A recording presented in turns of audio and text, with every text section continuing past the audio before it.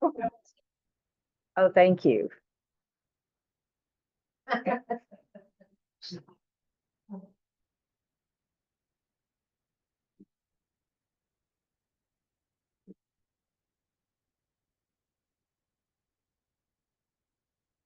It's a great big red mug. Yes. Right.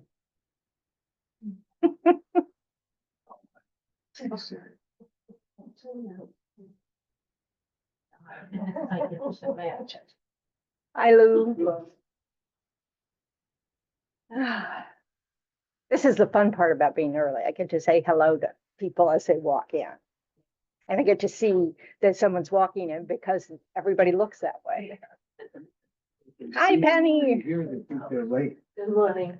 Yeah, well, you know, if I had to turn on my computer, you know, just naturally come early. Did someone take her seat?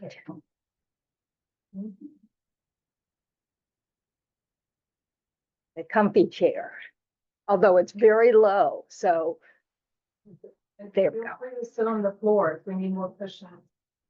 Oh, yeah, that's always a popular choice. All right.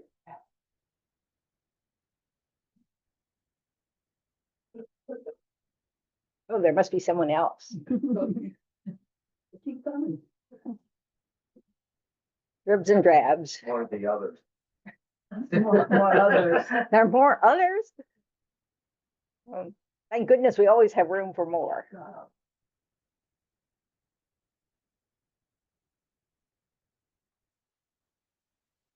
Oh, hi, Jean. Okay.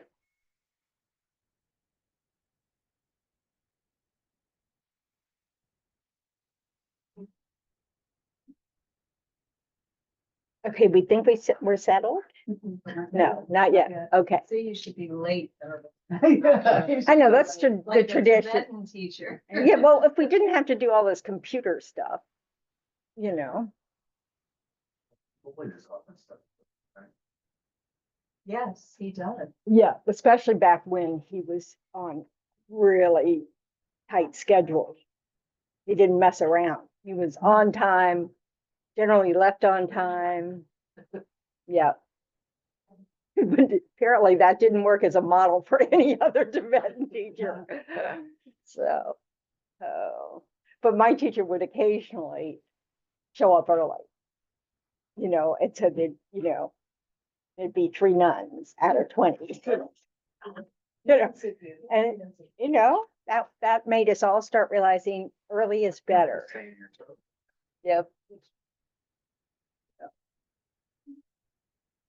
There's a chair up here. Yeah, I'm gonna get some more chairs because it sounded like. Here's your one here. Okay, go for it.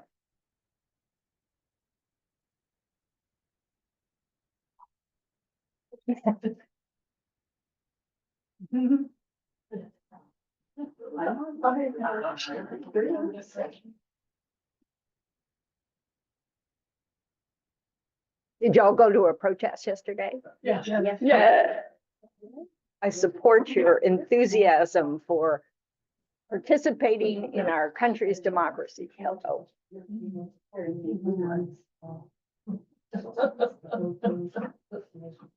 Yeah, Boca Raton had 2,500 people. Yay. We like voices. Did anybody listen to Cory Booker this week? His 25-hour. Part of it. I had it on all day. It was just sort of nice to have it as a background. Better than what I usually have as a background. But anyway, that was good. So anyway. Oh.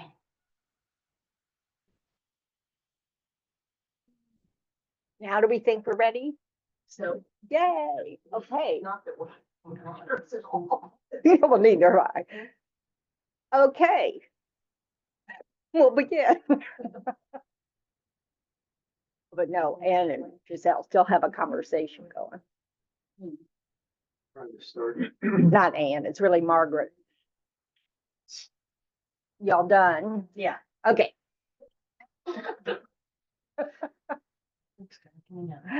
All right. So let's, what do we do? Let's do a motivation. We have to set a motivation. What's another word for motivation? Intention. Well, we can look at it also as the reason for the intention. You know, so we set an intention to use the time well.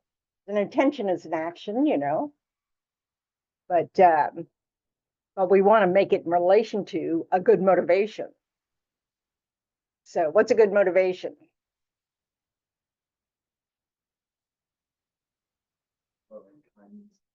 That's always a good loving.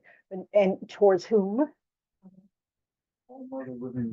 All mother living beings. But of course, how realistic is that in our mind? We do the best we can. Which I wager isn't all that great most of the time. So what we want to do, instead of just saying the words, although we want to say the words, we want to think the words, all sentient beings, because that's the habit we want to develop. But in order to develop it, we need it to be heartfelt. And the way to make it heartfelt is to think of people you really care about.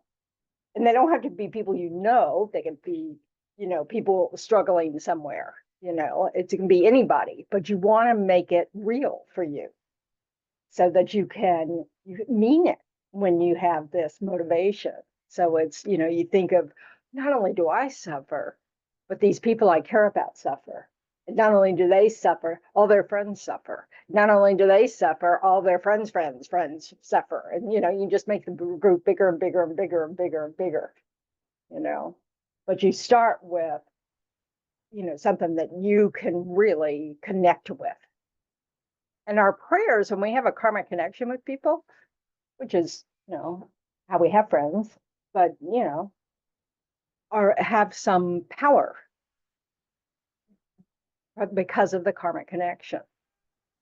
So that makes it even more valuable to think of people we know. So assemble your loved ones in your mind. And those that you worry about. Doesn't matter whether you see them as friends, loved ones, strangers, or even enemies. But we can include anyone that comes to mind that we wish to remove their suffering, wish they weren't suffering. And we wish them well. So when we work on our own minds, we not only want it to benefit our minds, but we want it to ripple out to benefit those around us. And often the people around us are strangers.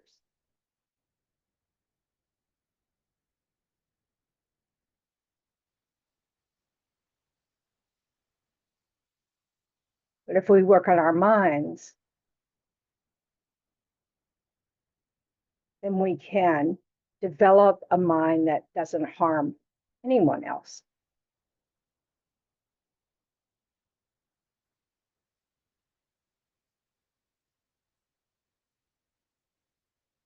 So set your intention for this morning.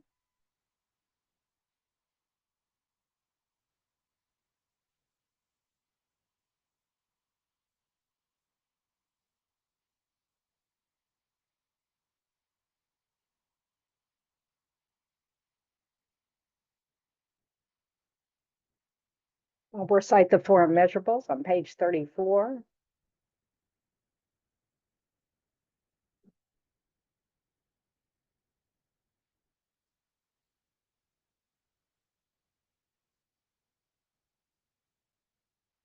May all sentient beings have happiness and the causes of happiness.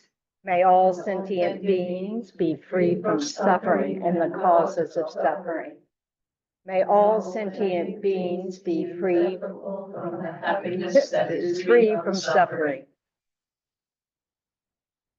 May all sentient beings abide in equanimity, free from attachment for friends and hatred for enemies.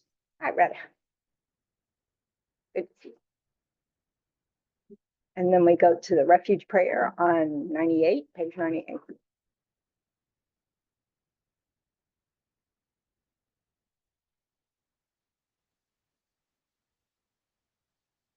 I go for refuge until I'm enlightened to the Buddha, the Dharma, and the Supreme Assembly.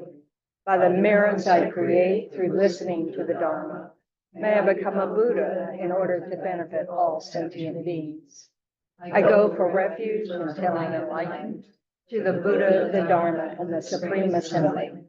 By the merits I create through listening to the Dharma, may I become a Buddha in order to benefit all sentient beings.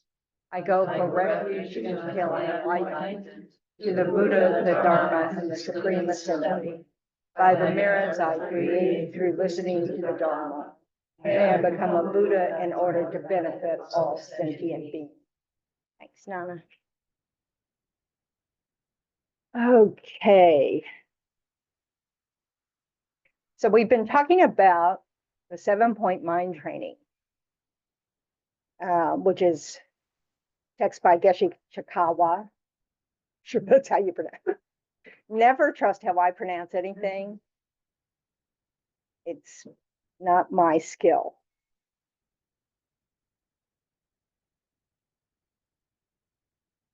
So last week, let's see, wrong file. Where?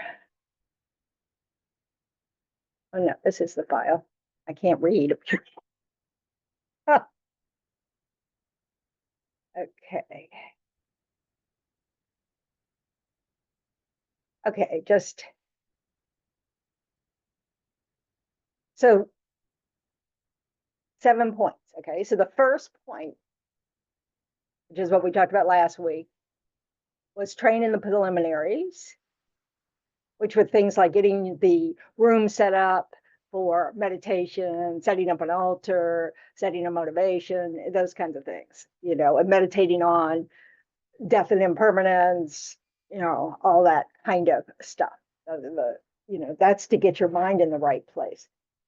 So as beginners, you might just start with one of those things. You know, if you've been doing it a while, you know, that may just be your habit. You wake up in the morning and think, oh, good news, I'm still human. I can still work on the path. I have, you know, a sophisticated, you know, brain that supports my mind, you know, so I can, you know, I'm not a mosquito, yay, you know, all that kind of stuff. And then we want to remember impermanence, because why? We're gonna die. Because, yeah, we're going to run out of time, aren't we? And we don't know if we're going to be born a mosquito in the next life. But working like this will pretty much help us not be that in the next life. That we're creating the cause to be born human again, to have another good rebirth, so that we can keep working on the path until we can get out of samsara, benefit others, right? So, and we looked at the first point of point 2. Banish the one to blame for everything. So who's the one to blame for everything? Is it a person? Is it a person? No, it's a person. I wouldn't even call it the ego, but you can call it the ego, because often they call it the ego. Ignorance? Ignorance is part of it. Ignorance is the root of it. Self-centeredness. Self-centeredness, thank you. And that's not a person, that's a mind. We have a habit of, you know, forgetting that we have different states of mind that arise, but when they're arisen, we're like, oh, I am this, you know, but we're not this. We can change the states of mind that arise. And so that's really important to remember that, you know. So it was kind of a trick question, since I said whose, but, you know, we forget ourselves. So anyway, But that's the one to blame for everything is our self-centered mind. And that comes from self-grasping. You could almost say it's the same idea. You know, in some texts, they equate the two. You know, they'll say like, I don't know whether it's in Mind Training, like The Rays of a Sun, which is another old book. Both of these books, I don't know if either of these books are in print. Mind Training, like The Rays of the Sun, is a commentary on this text, and Awakening the Mind, Lightening the Heart by Holiness is another commentary on this text. This is my preferred, but that's only because I read it first. And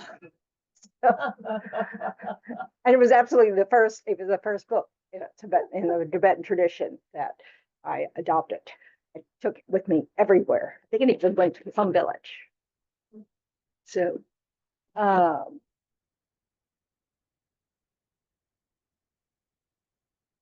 so when we're trying to banish the one to blame for everything, which is that self-centered mind that arises out of self-grasping, how do we do that? Those are the rest of the part. Point 2, meditate on the great kindness of all sentient beings. Practice a combination of giving and taking. Giving and taking should be practiced alternately.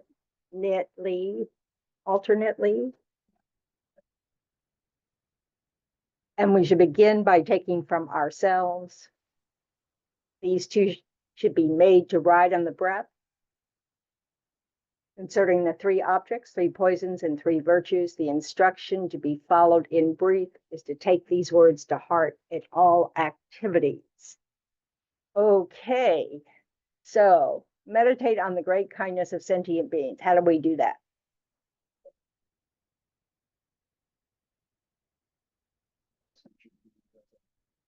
That's one technique. So what's the idea behind recognizing all sentient beings have been our mothers, for those of you who might have a clue?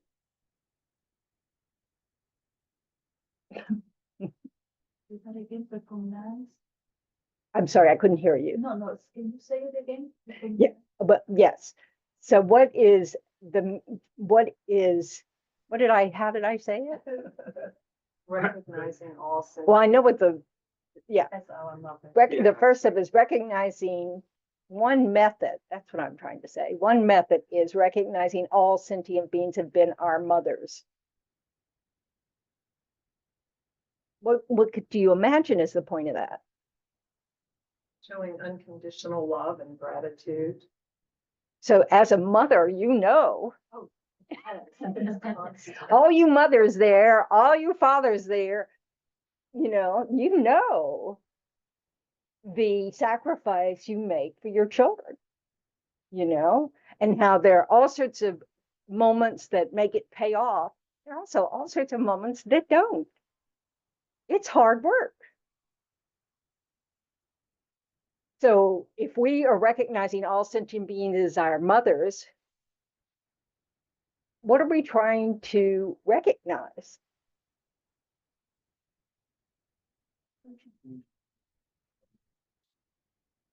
Dependence, the interdependence. Well, we have interdependence. We have the recognition that all sentient beings have been kind to us. How is that possible? They've all been our mother. They've all been our mother. How is that possible? Infinite lifetime. Since beginningless time. So everybody's had a chance. We've all been trading places. So we've had that relationship with all sentient beings. Not only that, all sentient beings have been our children. All because we've been the mother of all sentient beings as well. Wow, I'm tired. Just thinking about that makes me tired. So, okay, so you can't go there.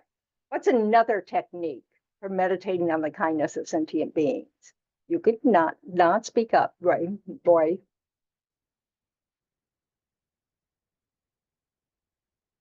You have to think. I just said the words like 5 minutes ago. What dependence on? Do.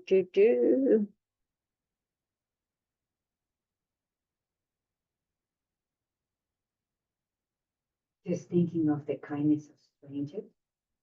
Okay, so part of it is this, I guess I didn't say it explicitly. I guess I said, okay, what is the practice of exchanging ourselves for others? No, but that's part of what you do. Jack? Online, No, taking their suffering. no, exchanging self for others. Shanti Deva's practice. Okay, do you know, Roy? Put ourselves in the place of others to see them as they see us. Well, sort of. Well, That's not quite it, but that's all right. There are two methods for developing the mind of bodhicitta. One is the sixfold cause and one effect, of seeing all sentient beings as your mother, recognizing their kindness, wanting to repay that kindness, from which comes, affection and compassion, which leads to bodhicitta, because the only way you could repay the kindness is to actually become a Buddha, so you know exactly how to help them. Okay, so that's one method, but exchanging self for others is this idea of, instead of being self-centered,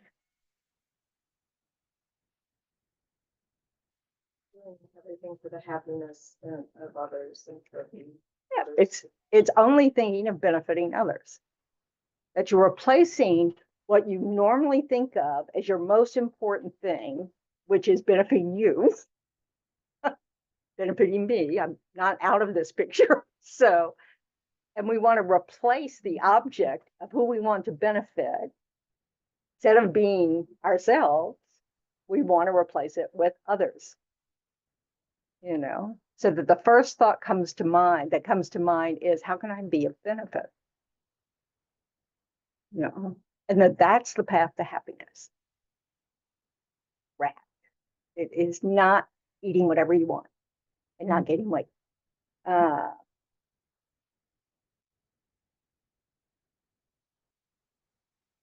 So we have to develop affection, don't we? I mean, how do we see our loved ones? What is it that motivates us to care about them, to, wish them happiness, wish them well, wish them to be free of suffering?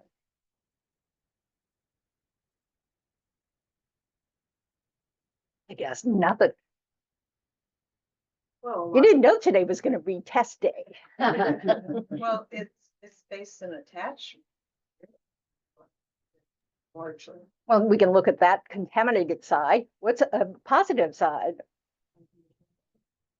I'm sorry? Unconditional love.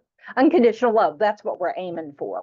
Pretty much we don't have it, but but because we care about them, we like them, we're affectionate towards them. We have them, they are part of our circle of affection.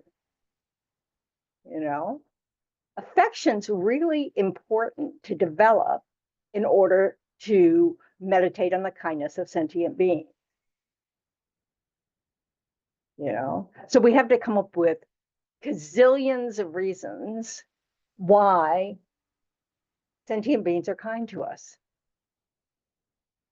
That's kind of easy with maybe our parents, maybe not with our parents, depends on your parents. But most of us have people growing up that we would depend on, and that like my grandmother was great, so we have those kinds of people in our lives, and it's easy for us to remember the kindness. Hopefully we feel that way about our kids sometimes, that they do make our lives worthwhile. I don't have kids, so I'm counting on you, parents. Anything else that we can think of? Some of it very simple, like giving time, listening.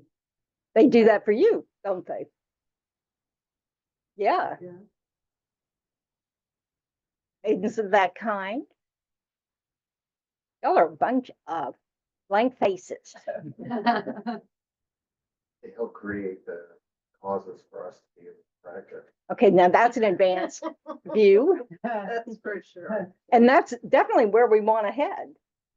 One of the ways, what have we talked about in the past few weeks about the ways in which sentient beings are kind, our interdependence on sentient beings' kindness?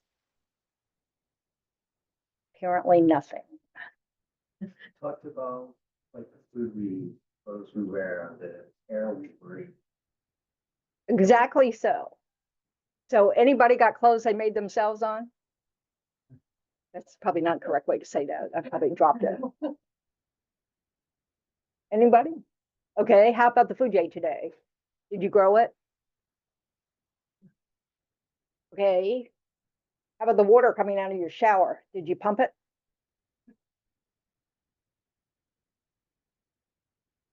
How about the electricity? How about your car? Did you build it? Anything? How many people do you imagine did that? Created those things for you? Yeah, probably thousands, millions, especially if you take into account insects. They're very helpful with your food. Sometimes not so helpful, but in general. So this is the kind of thing we want to remember. We literally rely on the efforts of all of sentient beings every moment of the day. From the resources we use, the clothes we're wearing, our shelter, that people stop at stoplights. You know, we really want to understand that that's what they mean by the kindness of sentient beings. We think kindness has to be something that makes us feel good about ourselves. But they say nice things to me. They talk about things I like to listen to or talk about. We go to movies that we like together. That's all about you, you know.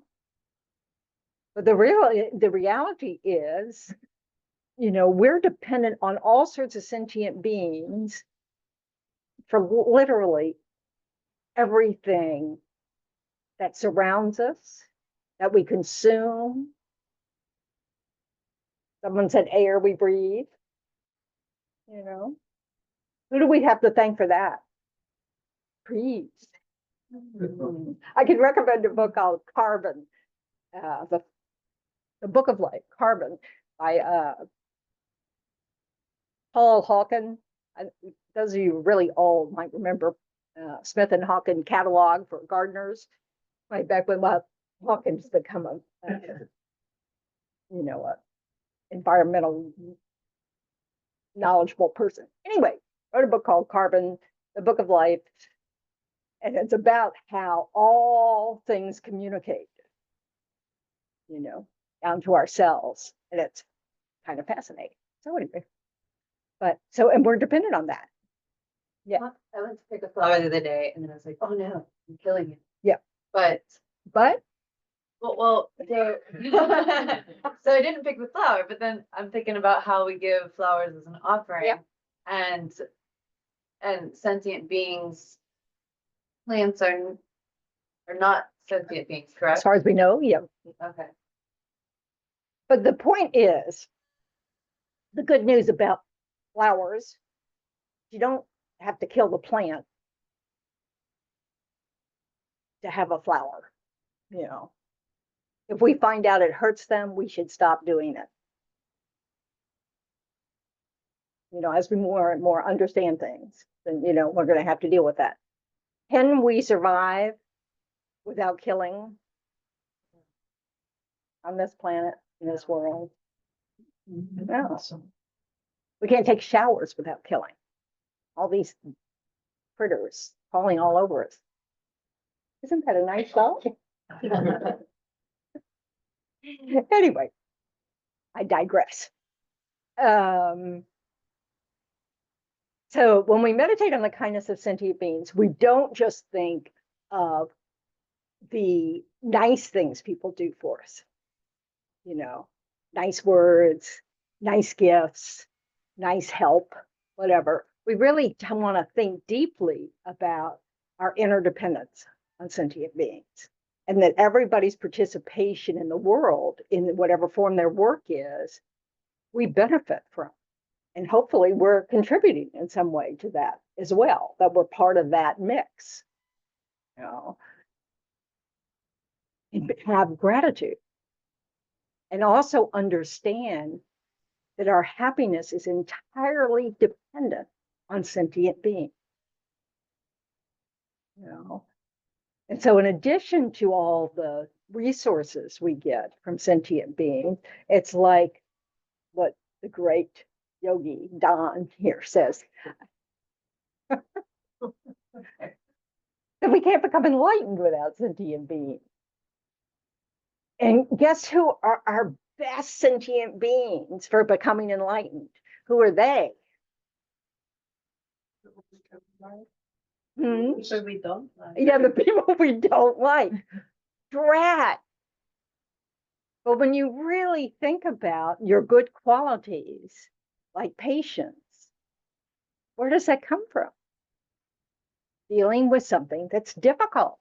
And often that's a person that we find difficult. Can we be generous without people who need something from us?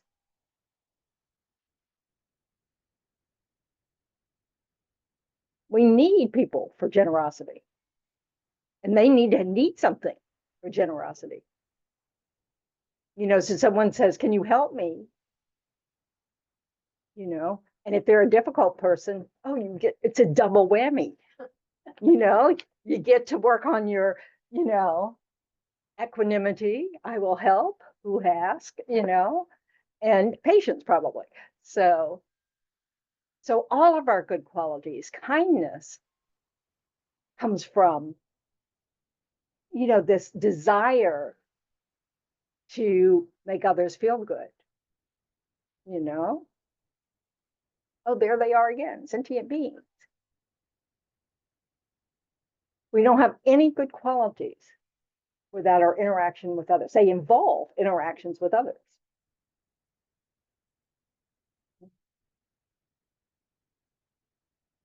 So if we want to develop good qualities, the qualities that an enlightened being has, who do we need? Sentient beings. They're really incredibly important. So every time you walk into a room, you can think, these are all the beings that are going to help me get enlightened. Help me create the cause for happiness instead of suffering.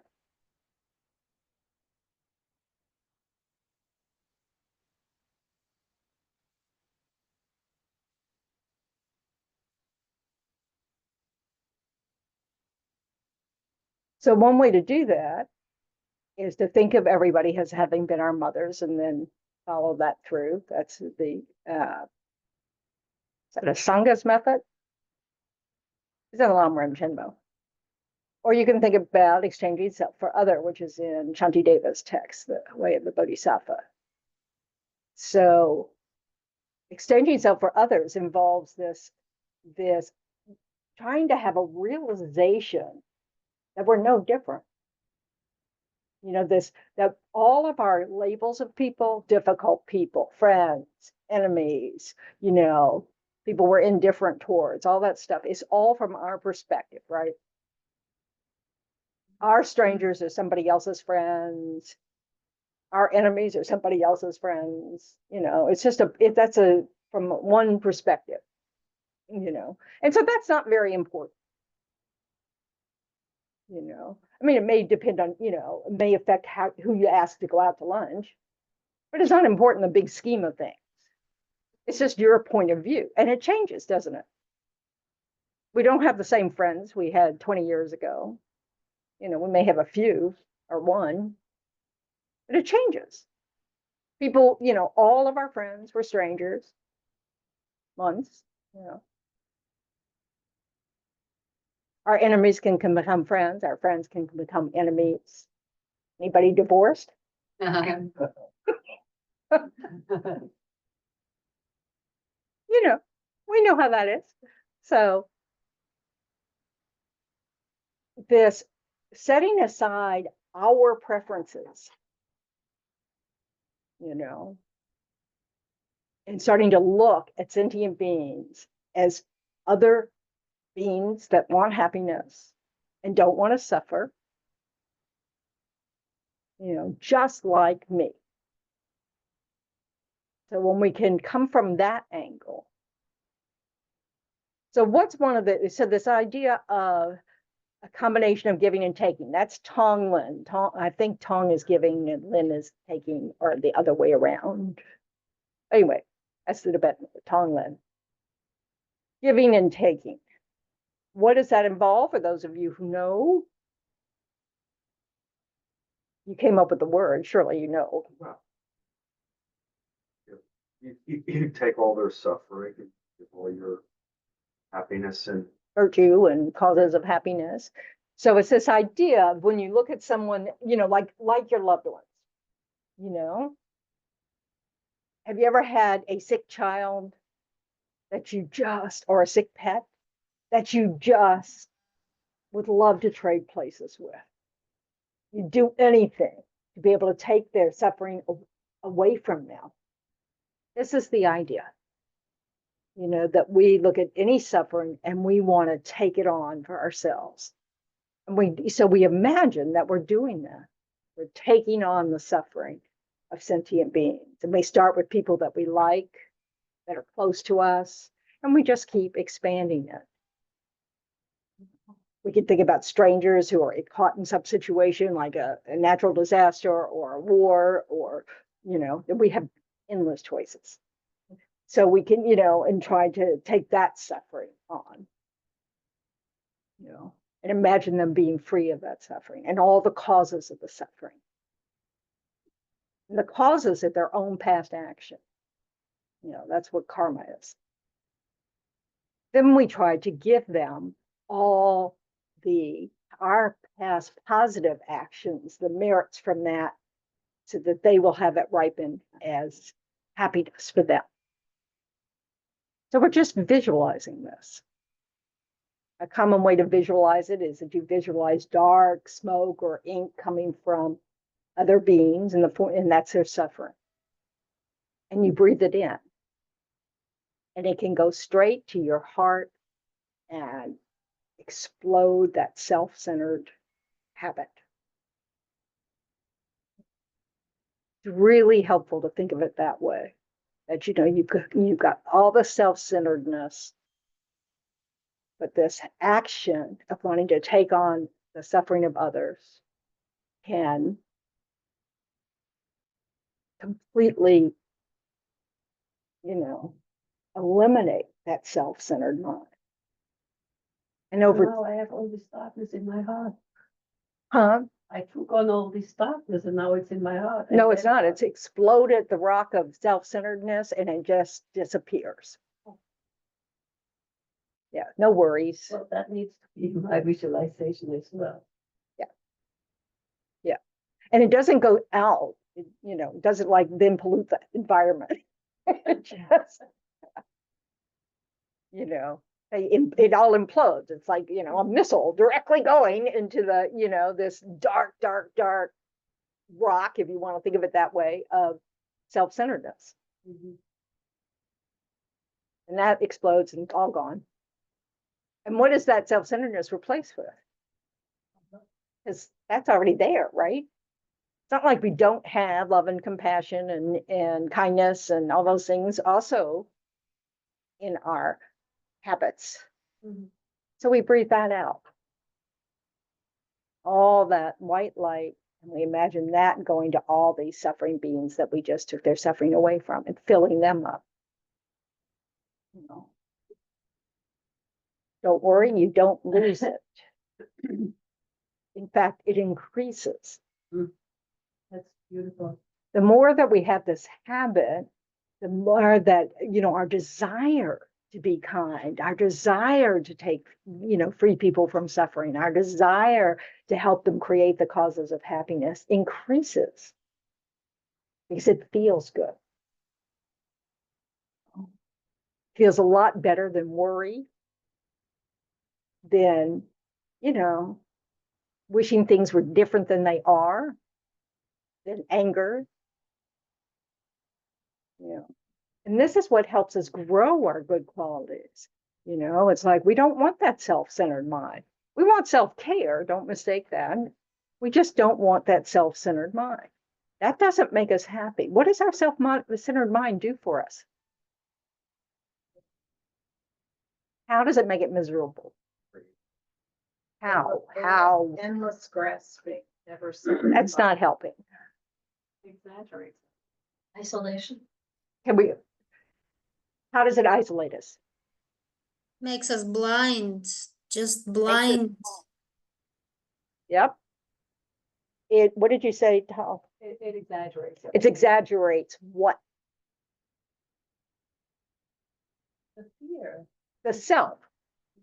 If you're talking about the self-centered mind, it exaggerates the importance of the self, getting what you want, what you don't want, blah, blah, blah, blah. If it makes you miserable, it's because you're thinking about yourself and not getting what you want. You know, it's, you know, this is what we have to connect these dots. You know, it's not enough to have a list in our head. We want to really understand that that means we have to think about things differently. So it isolates us.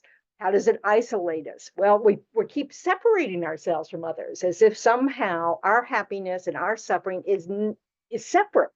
You know, that you couldn't possibly help me be happy. You know, well, that's true if you don't think of them. You know, it's you know, an interaction. You know, so helping others helps us, A, because we're not thinking of our selfish little selves. You know, when we worry about whether we're going to get what we want or get what, we're miserable. That's a suffering state of mind. When we're thinking about someone else, guess what we're not thinking about? Yeah, that's important. Also, if we're thinking about others, we're not sitting there thinking, oh, I'm all alone. You know, it's just me against the world. I'm going to go out in the garden, eat worms, whatever. That's a song. So, you know, we need to really see the dynamic that goes on. You know, yeah, it's great when we're, you know, feeling like, you know, we're infatuated and we feel like everything's going our way and we're getting exactly what we want and da da da da da, you know, and you know, it's just like, oh, if things would just stay just like this, I could be happy for the rest of my life. Has that happened for anybody yet? It doesn't stay, does it? What is it based on? What is what based on? That infatuation, getting everything you want. That exaggeration that Tall mentioned. Yes, we're back to exaggerating.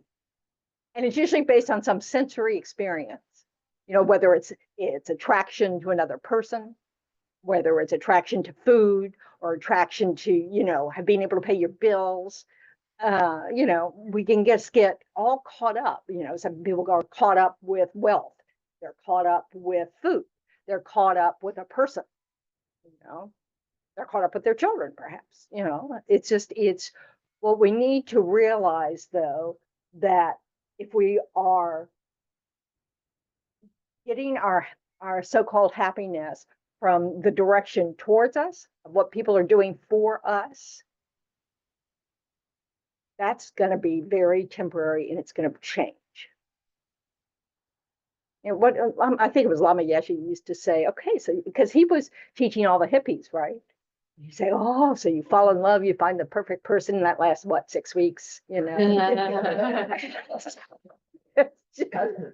You know, it's this, you know, recognition that our desires constantly are changing. You know. So if we quit focusing on our desires and see how we might be of benefit to others, you know, then it doesn't matter if it changes. You know, what would benefit others. We just, you know, try to meet how we could benefit them. Because it's the, we're not thinking about what's in it for us. That makes sense. It's hard to imagine that that could possibly make us happy because right now we really think that getting what we want is the secret to happiness. If only they would just do this and not that. If only, whatever. We have a lot of if onlys in our life.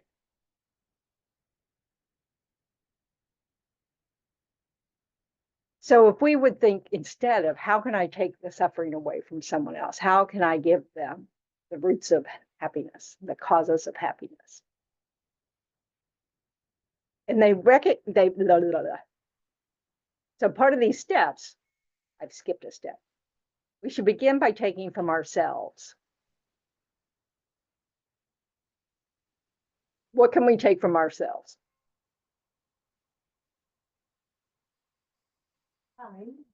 Our own suffering. Our own suffering. So we can imagine all the suffering that we have now, or we can imagine our suffering in the future, breathing that in, and then breathing out. Again, it annihilates that self-centered thought habit, and then breathing out our good qualities, because we have those too. Patience and kindness and compassion and love and generosity, and wisdom, so that we can respond to future things happening to us with those qualities, not with the self-centered mind that thinks can't be happy if things aren't going right for me.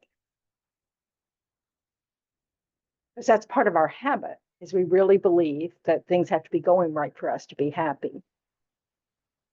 You see the kids playing in war zones and refugee camps, in the slums of India. I mean, we make movies about it. Happiness is not dependent upon, what's arising for us. It's what we're making, like kids take the opportunity to have fun any chance they can. And what does it take? Usually other kids.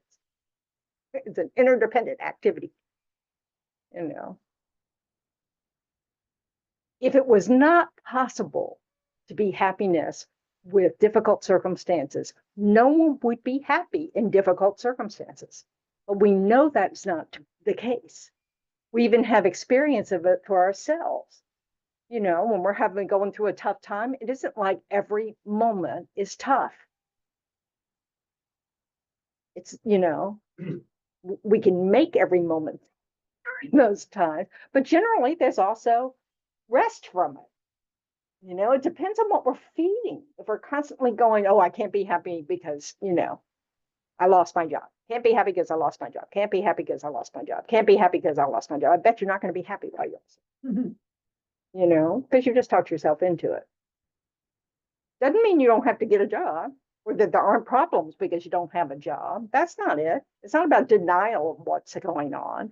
It's about recognizing that your inner state can be what you make it and not just because of circumstances. So you can think about all the other people who've lost their jobs. Right now in this country, we have an awful lot of company for people who've lost their jobs, So, and you think, well, I'm not alone, and have compassion for all the people who lost their jobs, not just for yourself. And these, it seems kind of ridiculous, but these habits of looking at things from a different angle help. They help us not get consumed by our struggles. We remember that we're not alone in the universe having problems. Everybody has problems.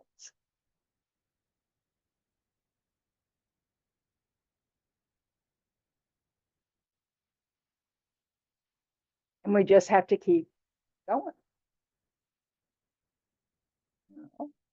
So the way in which we respond to it matters. It's going to wake up again tomorrow, hopefully, as a human being. You know, could wake up as a mosquito. And you might think they'll be better, but you know, only for 3 days. And then, anyway, okay. So the next point is these two should be made to ride on the breath. That's giving and taking. So this can be a practice all day long, where you just breathe in the suffering that you see and breathe out. You know, you have it, you know, crush your self-centered mind and you're sending out the love and compassion and wisdom and all the good qualities to someone else to fill them up. You know, it's particularly helpful when you're worried. It's great practice when you're in the waiting room of a hospital. I-95. And it really is. You're surrounded by suffering people when you're in a traffic jam on I-95. You know? So you can just take it. I used to have to pick up my boyfriend at work hour, you know, at rush hour, because he did drive. And so I had to go pick him up. I was like I wasn't 17. I was 19. And had the best time, because first of all, I was going against traffic, as I was going to pick him up, and everybody else was leaving their work. And so I'd turn on the radio to some station I really liked, and I'd sing the whole way, and I'd just think, I'm having the best time. And I'm looking at all these suffering faces. You know, so too bad I didn't have the Dharma then. I could have been more sharing with that, but you know. So it's, and it wasn't like I didn't get stuck in traffic, although I was having a lot less traffic because I was going against it. But I really had a different attitude. So. But this idea, we can do that. We can have this. So if we're worried about something, we can replace the worry with this practice.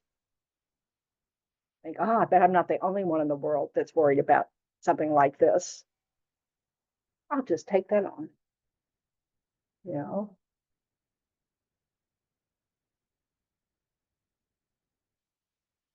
Anybody want to go? Yeah, right. Yeah, right. What she said about, I'm trying to understand better how it doesn't seep into you and sit in you. And you said your heart explodes and it like disappears, and We're talking about a mind, right? We're talking about attitudes of mind, right? yeah. So where's the danger? What is it, the Green Mile, where the big guy breathed in all the sickness? from Yeah, all the and that's worlds? a sci-fi movie. Yeah. That's So I wouldn't worry about that. We're talking about non-physical mind. Even a suffering mind is non-physical. Okay, so it's about being able to understand that we're not in you know, we're talking about changing our mind. You know, also, what is it that we're doing when we are thinking about all that green slime or something, whatever the Green Mile, I remember that movie, but you know, comes into us. What are we thinking about them? Oh. Yeah. So guess what? We suffer. You know, we don't let it do the work of focusing on the other person's suffering and wanting to alleviate that. If we get tripped up, which we will, by our self-centered thought that says, oh, but this will make me suffer, you end up in the same place. You're suffering again. You know. I've read about Mama Soko Crochet, who was a big these types of practice. Yep. And I think that he thought that they can have really healing and therapeutic effects. I mean, Well, even especially if had you have students a who were karmic- ill themselves who did intensive Because it's about the mind. right. We so all know it can there's be a very mind-body healing, but not connection. affecting. Yes, well, yes. But those worries, again, are just another reason why, boy, I need this practice. Because if we immediately go to the fact that, oh, I can't handle even in my imagination other people's suffering, it shows you how wrapped up we are. So yes, it doesn't feel good to imagine the suffering of children in a refugee camp or a war zone. It shouldn't feel good. But it's like an exercise in measurable. Yeah, it's an exercise in that, but not only that, we can recognize there's a cause for that suffering. Not that the children are somehow created that in this lifetime, they did. But that our suffering comes from negative minds. So if we're trying to replace our negative minds with positive minds, we're creating the cause for happiness. And if we can, be able to do this ourselves, help someone else start to learn how to do that for themselves, there'll be less suffering in the world because we've changed our mind. Because our mind is the source of our negative actions of body, speech, and mind.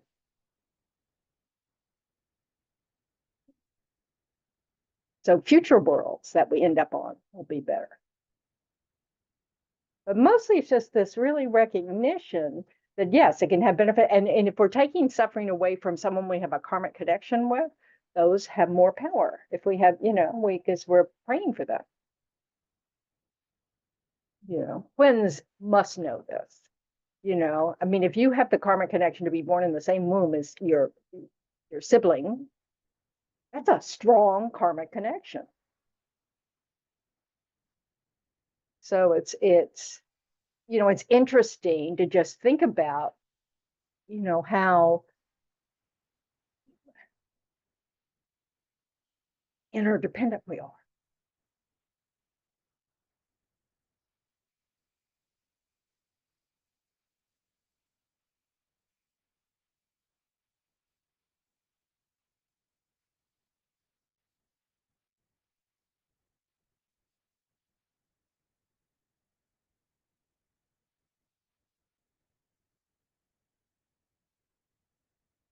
The last point on this section is this concerning the 3 objects, 3 poisons, and 3 virtues. Would the instruction to be followed in brief is to take these words to heart in all activities.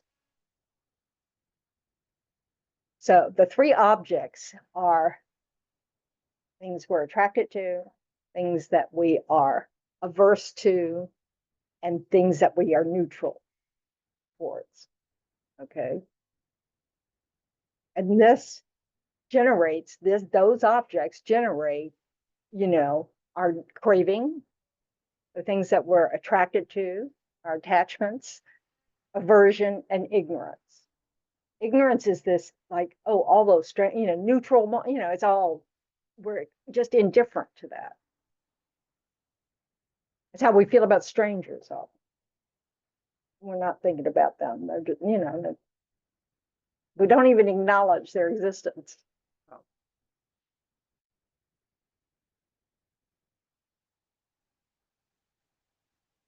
So one of the things they suggest is when you notice that you are, I used to watch my teacher do this. We go to the mall to have coffee. This is in Australia. And it wasn't just me with the teacher, a bunch of nuns, So, but his first action when we get to the mall is offer all the pleasures of the mall to others, to the Buddhas and Bodhisattvas. Because you can imagine someone coming from India, South India, the jungle of, because he was one of those that came over in the beginning and had to, cut down the jungle in order to build the monastery. This is like paradise, going to some place where you can get all the objects of desire fulfilled at the mall, So his first thought is to give it away. Giving away the pleasure, even thinking about having, whatever it is you want, all that kind of stuff. Because it's the mental attitude. It's because the stuff actually won't give you all those things, but we think it will, and we will enjoy, there's a reason why we're attracted to certain objects, right? So we're just insane. But I don't find it unnatural, when I feel extreme happiness that I want to give it away right away. I want to share, I want somebody. Yeah, that's to your share good that. qualities. Yep. We just need to learn that we don't have to be happy to do it. We can do it anytime we want. Because we have all kinds of resources and good qualities and everything to share.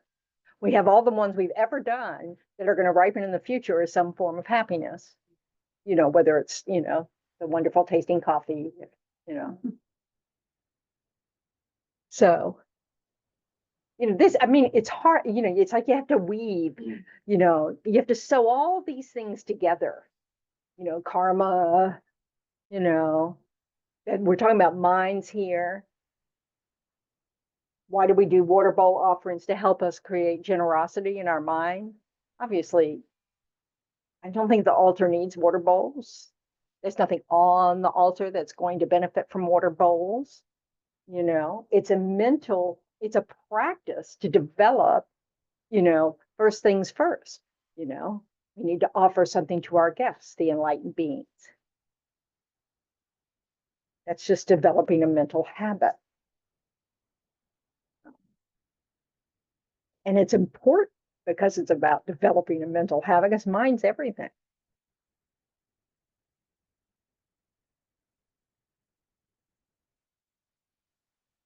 So whenever we have, when we realize, ooh, desire is arising in me, we can mentally give the objects of that desire to others.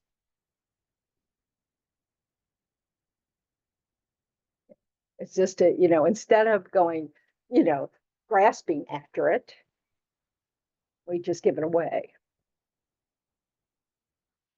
I remember I had a friend at Tech in Plum Village who couldn't eat chocolate. And so you often get things like, people give you things like chocolate, and it happens at rituals or all, it's just it's like we're all get fat when you go to, anyway. Well, she couldn't eat it. And so she finally realized she didn't have to suffer from it. She just gave it away. It finally occurred to her, oh, whenever I get some, I'll just give it to someone else, and that just freed her of any of the suffering, of the fact that I can't have any. I still haven't developed that habit. That's amazing. I know you wouldn't mind, but it's hard to believe. Yeah, I didn't have Somebody that. couldn't like chocolate. But I mean, she did like it. She just couldn't eat it. Oh. So, I mean, this is the thing. It's all about training our mind, of recognizing this too is an opportunity. So when suffering arises, and so we talk about, desire arises or something pleasant, or, So when suffering arises for us, what can we do? Yes. What does that mean? Well, if you're suffering with something specific, you're not the only one suffering with that. So you can say that you're taking it in for everybody. Yes. So that's how we can work with that. Oh, I'm not the only one who feels this way. And that helps counter what? The mind that says, not fair. Why me? Yeah. Charlie Brown. Yeah. Or Charlie Brown. Yeah. I was thinking that helpful for me if I feel like I'm suffering to offer it to my future self, and then my future self back means when. Okay. So I guess it goes along with it. I'm not totally alone. Yeah, but it's all about you. So the difference is, and I mean, I'm not saying that you don't start with yourself. We want to start with there, but then we also want to go, I'm not the only one who feels like this. There are other people suffering exactly like I am in this moment. So rather than all these people suffer, I'd rather it just be me. And again, that's developing this mind. We can't actually make this happen.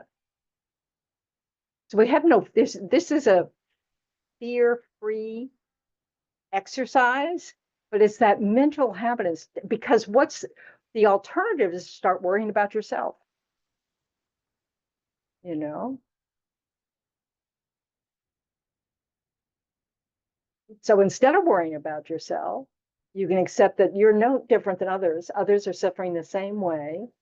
So, let's problem solve, perhaps, figure out a solution to the problem, or, or accept the fact that there's nothing you can do about it, but you really don't have to act like you're the only one suffering this way and that it's not fair. And if only it would stop, I'd be happy. No, something else will arise. I also want to, Tendron, can I add something to that? Yes, please.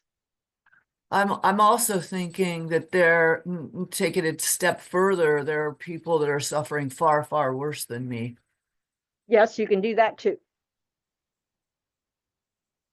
Yeah, I mean, because so I remember learning in college, gosh, time ago, that, what is downward comparison?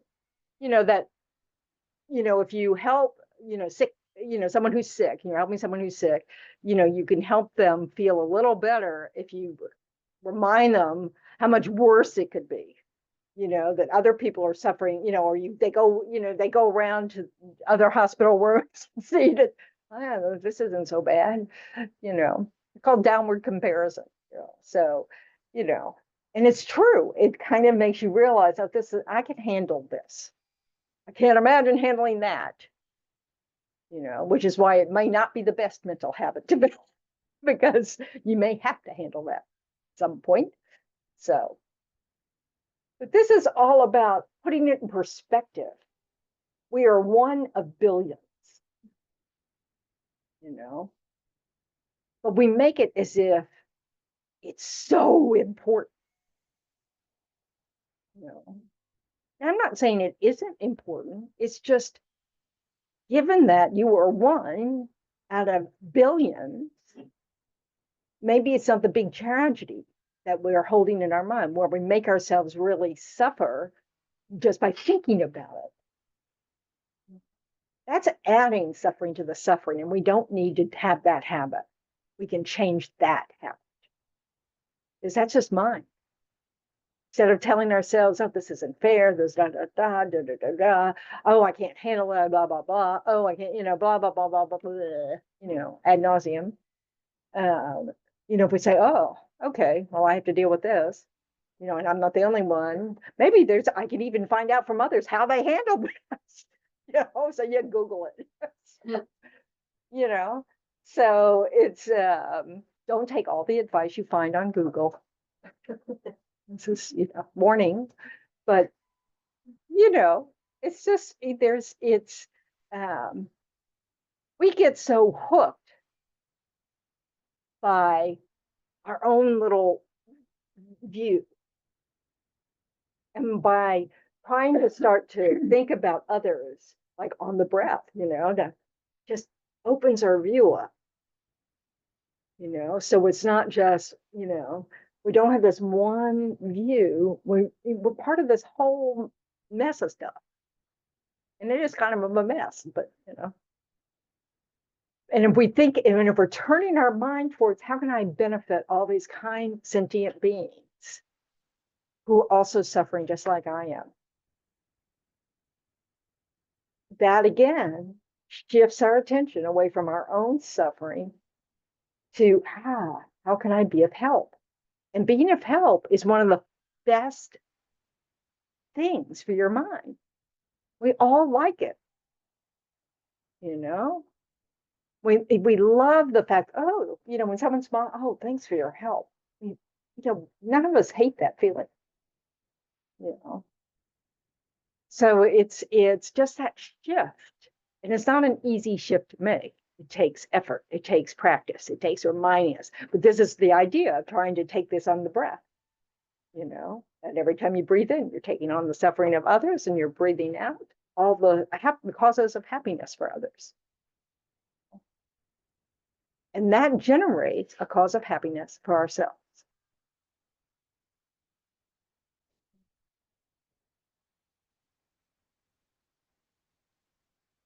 What do you think? So how can we work with that? What are some things you do already? Breathe. Yes, we breathe. That's a great starting point with breathing in and out. So say, I don't know, you could walk out of your house and your car has got a flat. So you can pause and go, I bet I'm not the only person who got a flat tire this morning. Just go, oh, well, I guess, my turn, kind of attitude. Instead of what? For me. Instead of poor me. Yeah, poor me. And then, oh, this is going to make me late. This is going to blah, blah, blah, It's much more likely you'll just handle it if you pause for a moment and kind of see that surely you're not the only person who either, had a flat tire or the car didn't start or, whatever. Or you discovered that your clock was set wrong. You've overslept.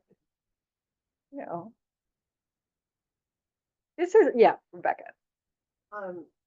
Something funny happened to me yesterday that made me think of, so I held the door for this mom with 2 kids and they had a bunch of stuff. And so after they went through, the mom said, thank you. And the little girl, she was about maybe 6 and she said, thank you. And then immediately she looked at her mom and she said, that was nice of me to say thank you. But honestly, it was so funny because it made me think about like different practices that when it's not that you don't buy into it, but it's hard to be authentic. Like when you're saying like taking on the suffering of others. Right. And when I find it difficult to really be authentic in those thoughts, I tell myself, okay, it's a habit. I'm building this habit and maybe it's not authentic now. So it just made me think of that little girl, that little girl made me think of that of like, yeah, okay, she was doing it because she knows mommy's gonna say like she was it. that was nice of her. That's right. And if her mommy didn't, she was going to remind her. Yeah. So I could just see myself doing, something, having that and saying, that was good of me, wasn't it, Venerable Tendron? And it's really true. That's a really good point because we won't have it authentically most of the time. Most of the time, it will be just, okay, I'll give this a try. Da, da, da. But then something will probably happen where it's true, where you kind of like, no, you're not the only one that's experiencing this, and it will take on a slightly different meaning to you. So it's like, that's why using things like, people you already care about and you already wish, like your children or something, when you wish you could take their suffering away, it's a helpful reminder that you're capable of this feeling. That's one of the things we have to be, learn. Am I capable of that? It might not be children, but it can be pets. It can be somebody else's children. It can be, whatever. It can be a character in a movie. Doesn't matter. It's just that, but you just get in the habit of doing it. And it's because we have these good qualities where we really don't like to watch people suffer. We really wish we could end their suffering. Eventually, by just doing this mental exercise, it's what's going to arise for you, that good quality you already have. We're just giving it a condition for it to arise. Because right now, what's taking up space is that self-centered mind. That's what arises. And so we just need to kind of knock it out of the park and put something else there. And we keep, we develop a habit of doing that. And then we're creating the condition for our good qualities to arise. Makes sense? But you do just have to do it. All of these practices are discipline. Because we've already trained our mind in certain ways. And yeah, well, yeah. And so they're really hard habits to change. But just like we adopted new habits in this lifetime, Or just like when we were children, we, finally, eventually, we just say thank you. We don't need to have someone pat us on the back for saying thank you, you know? Just like, we like brushing our teeth now. When we were children, we didn't like it, you know? We like Go to taking, bed early. yeah. That's a really good example. Oh, yes, exactly. So, Yeah, right. things change, don't they? We change our minds often. And so this discipline, taking up a practice and realizing I just have to do it. It has to become I have to give it a try over and over and over and over again. It can become something you're happy to do. We may not notice the difference. In the beginning. Now, over time, we still look at ourselves in the mirror every day, and that's the same person that was there yesterday, but. my Oh, that's daughter- not true. My daughter came to stay with me for a few months to make some money, right? And she hasn't lived with me since she was in high school, about 8, 9 years ago. And after a couple of weeks, she looked at me, she's like, what happened to you? Who are you? You used to be fine. Oh, yeah, we love children. Yeah. No, she did it the opposite way, didn't she? Huh? Yeah. Yeah. No, she Oh, did it's did. a good thing. way, yeah. Oh, yeah. You see, I didn't get that from your expression or no, body no. language. Like she expected a- Yeah. Mean daddy. Right. Used to get tight and you used to have, anger and the. Now, when you're a grown up now, I don't have to worry about you. Still do. Oh, I know. If my father worried about me to the day he died and he had Alzheimer's. That's not necessarily a good sign. But anyway. It's like my stepmom recently had a fall and then she had to have a pacemaker in. And when she finally came out of, she was in, they call it ICU delirium or something, after a few days of that, and I called to check on her, and apparently she'd been saying, don't let me forget to ask LK how her neck is. This is my stepmom, because I had surgery at the same time she was having this pacemaker thingy, and I thought, wow, or she's the one who on her honeymoon with my dad, someone asked on the trip, how many kids do you have? And she said 6, and my father said 3. Mothers are unbelievable. So, but yeah, I mean, so this is the thing, we have this loving concern for others, and it naturally appears in certain conditions. Other conditions, if we need to create, a platform for it to arise, because it's not our habit. So that's why doing something like breathing in the suffering of others, or taking a pause and going, oh, I think I'll breathe in the suffering of others. I know others are suffering in this moment. We can, shift, we can create the condition that will cause our, I'm not going to get impatient here. I'm not going to yell at whoever, left the nail on the parking lot, that I ran into, so whatever. And that's helpful.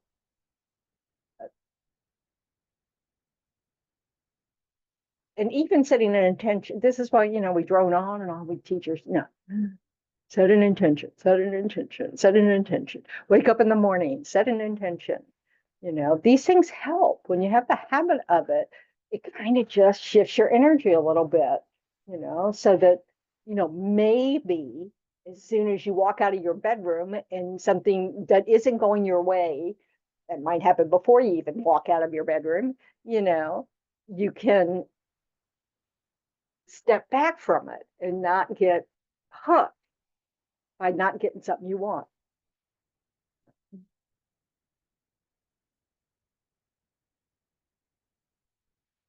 And we all know people who seem to come from that angle of how can I be of help? You know, so it can be done. Almost up a Rinpoche, it was definitely that way. You know, Or you just see it in strangers' action. absolutely. Reminds you.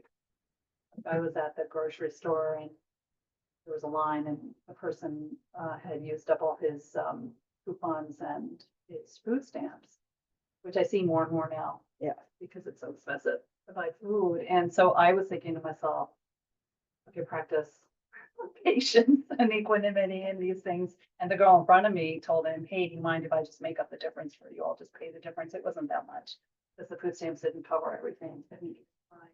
And he accepted, and it just Makes your day, doesn't it? Yeah, it did. It really kind of moved me to tears. Yeah. And so the cashier was thanking her and I thanked her. And of course the guy was, he got what he needed and. And what's so wonderful about it is that it can bring tears to our eyes. Yeah. That's a reflection of our own good quality. Because, like we could think, oh, what an idiot, helping that person out. They didn't manage their money well. Because we can be incredibly judgmental. But the truth of the matter is, in most circumstances, people help out. So and that's our Buddha nature. It's good news. But we do have to practice in order to take advantage of those opportunities more often when we can be of benefit. And sometimes the benefit that we can give is a smile. Right? Smiling at the next panhandle. That's such a great thing. Other times we help somebody out and the old story, no good deed goes unpunished. Something bad happens. So what? What is the cause of that? It's not your good deed. Don't believe that cliche. It's not your good deed that causes that. It's something else you did. That's karma, And what's really interesting, you'll love this, Patty. When you ordain, they kind of warn you, you've used up a lot of merit. So you both, the fact that you've got this opportunity to ordain, takes a lot of merit to have that opportunity.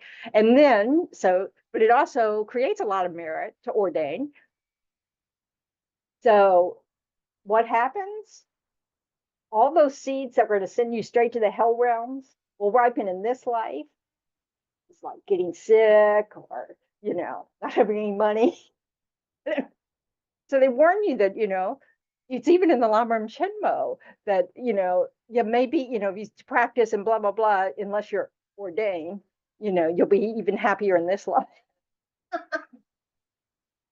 So the point is sometimes we do something that's good enough to cause one of our bad seeds to ripen lightly, so we can think of that when we think of good deeds, so it's not, and we should question the way we think. Why would we think that? Why are we associating something bad happening with us to some good deed we did? That's a weird habit. It's so we want to question it. Why do I believe that? So it's not that things don't go wrong, like you hear stories about people, oh, you did this, and then like somebody stopped to help someone after a car wreck, and it ended up, like they ended up taking them to the hospital, and then they ended up paying for their hotel room after the hospital, and then they ended up helping them find, because they didn't have their, all their identification was in the either the car that burned up or, da da da. And it just goes into this long story. Now you could choose to see that as, oh, no good deed goes unpunished. Or you could see, oh, my opportunity to help just keeps going. I mean, this couple that she helped was so painful. They were on their honeymoon. Anyway, no good deed goes unpunished. So anyway, but you know, we really have to think about, okay, why did I just think that thought? You know, what's that about? Because we have some really kind of negative habits of mind, you know, that we want to question them. Why do I think that's true? You know.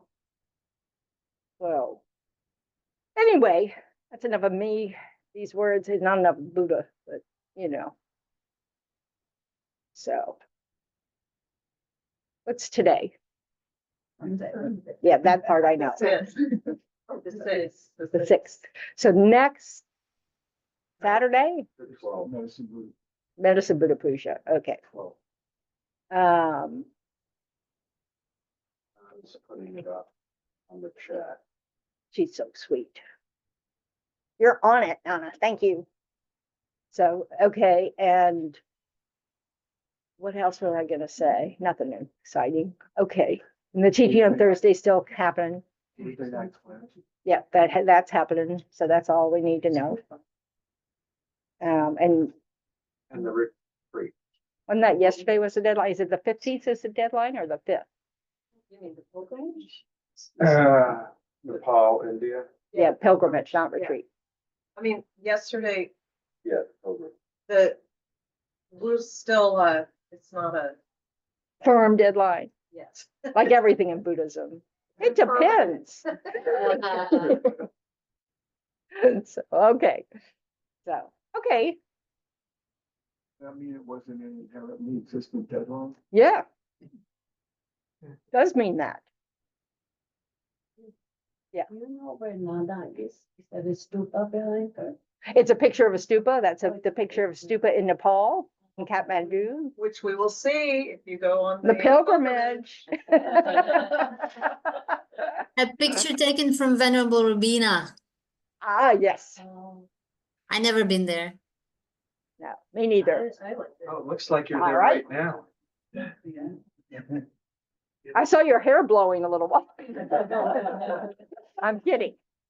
Oh. During COVID, when we were doing the prayers for on Saturdays, and Venerable Sarah would sometimes, she was in a cave in Nepal. In Nepal, or was it Yes. Bodh Gaya? It was Nepal. It was in Nepal. She was in,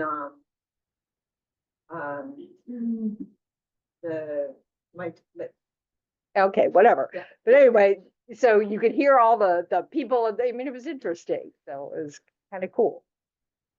I've not been there either. So anyway, I right, think she let's- did. I think she did some sessions in the stupa actually, because stupa was from the place in front of the stupa, because it was like just in front of the window, and there was a huge offering place. yes, yes. So you know, technology brings us everywhere. It's kind of cool. Okay, so now we want to rejoice about our efforts to, you know, whatever, work on our mind, work on our hearts. Same word. And we're going to give away the positive potentials that we've created to others. Don't worry, you don't lose them. In case that comes to mind. So on page 246, I think. I never know. Yeah.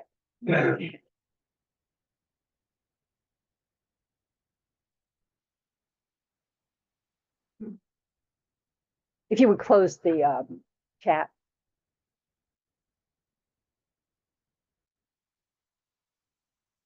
Thank you. May all beings everywhere, plagued by sufferings of body and mind, obtain an ocean of happiness and joy by virtue of our merits. May no living creature suffer, commit evil, or ever fall ill. May no one be afraid or belittled with a mind weighed down by depression. May the blind see forms and the deaf hear sounds. May those whose bodies are worn with toil be restored on finding repose. May the naked find clothing, the hungry find food. May the thirsty find water and delicious drinks. May the poor find wealth, those weak with sorrow find joy. May the forlorn find hope, constant happiness, and prosperity. May there be timely rains and bountiful harvest. May all medicines be effective and wholesome prayers bear fruit. May all who are sick and ill quickly be freed from their ailments, whatever diseases there are in the world. May they never occur again. May the frightened cease to be afraid and those bound be freed. May the powerless find power and may people think of benefiting each other. For as long as faith remains, for as long as sentient beings remain, until then may I too remain to dispel the miseries of the world. And the long life prayer for His Holiness, on page 244.